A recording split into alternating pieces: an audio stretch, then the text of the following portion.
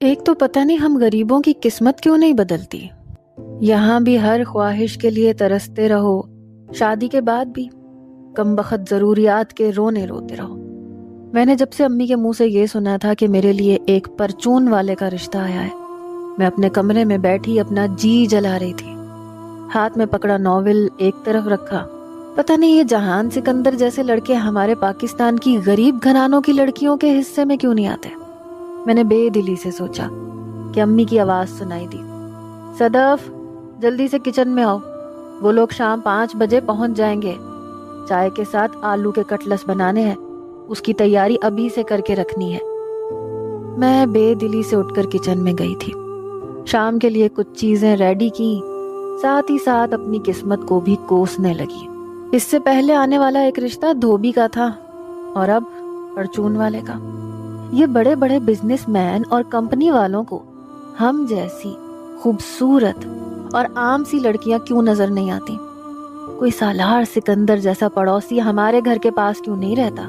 یہاں تو کمبخت بس ویلے ناکارا کبوتر باز چھت پر منڈلاتے نظر آتے ہیں. ہائے صدف، کاش کوئی ترکی سے کراچی کے اس پسماندہ علاقے میں غلطی سے آ جائے اور اس کی نظر مجھ پہ پڑ جائے اور میں اسے اچھی لگنے لگوں، بالکل حیا سلیمان کی طرح.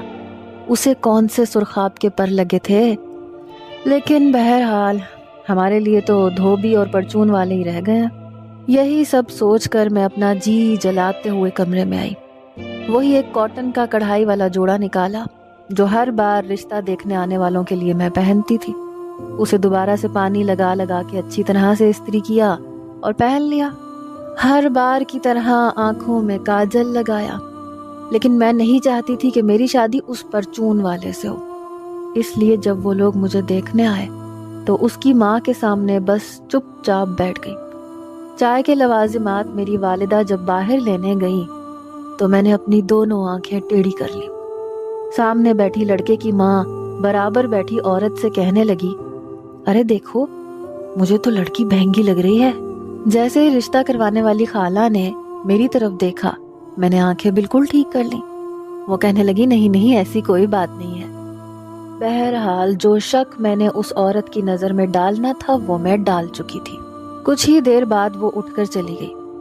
جو میں چاہتی تھی رشتے سے صاف انکار ہو گیا. میں نے شکر کا کلمہ پڑھا اور اپنی دوست کو اپنی یہ رودات سنانے لگی. وہ یہ سن کے ہنس ہنس کے دوہری ہو گئی. میرے پڑوس میں ہی رہتی تھی. کہنے لگی، اگر تم چاہتی ہو نا تمہاری شادی کسی دھوبی اور پرچون والے سے نہ ہو تو بیٹا پھر خود ہی کوشش کرو. میں نے کہا کیا کروں، ترکی چلی جاؤں؟ وہ کہنے لگی، نہیں، فیس بک پر ایک ایسے نوجوان سے دوستی کرو جو ترکی میں رہتا ہو، بالکل جہاں سکندر جیسا دکھتا ہو. میں نے کہا فیس بک پہ دیکھنے والے کون سے کوئی سچے ہوتے ہیں؟ وہ کہنے لگی، ارے آج کل زیادہ تر لڑکے اپنی ہی تصویریں لگاتے ہیں، تم ٹرائی تو کر کے دیکھو. میں نے سوچا کہ کر لینے میں کوئی حرج بھی نہیں ہے. میں نے موبائل اٹھایا اور فیس بک پر ترکی کے نوجوانوں کو دیکھنے لگی.